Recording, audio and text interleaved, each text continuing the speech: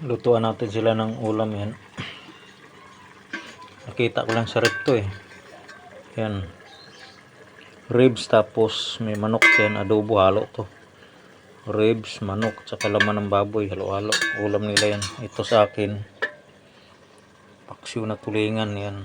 May halong tamban. Yung iba pinakain ko sa pusa. So lagyan natin ng ganito. Pinisa mga idol. Yan. Lagyan natin ito mga idol. Imbento ko to. Pineapple tidbits at saka jolly mushroom. Yan. Lagyan natin. Lagyan na natin mga idol. Tingnan natin kung anong lasa nito. Yan. Saka itong pineapple tidbits na to. Yan. Halo-haloin natin dyan. Ribs yan siya mga idol. Ribs ng baboy at manok.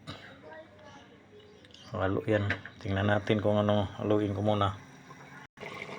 Ang sarap ng lasa mga idol. Ngayon lang ako nakasubok nito. May pinya at saka yung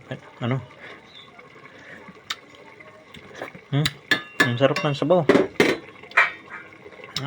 Yung ganito. Ayan na. Sarap pala yung ganito. Ribs na adobo. Tingnan natin mga idol. Bango. Grabe kung naamoy nyo lang. Bango talaga. Luto na yung manok nito. Pero yung ribs hindi ko alam kung luto na to. Yung baboy. Tikman nga natin ulit.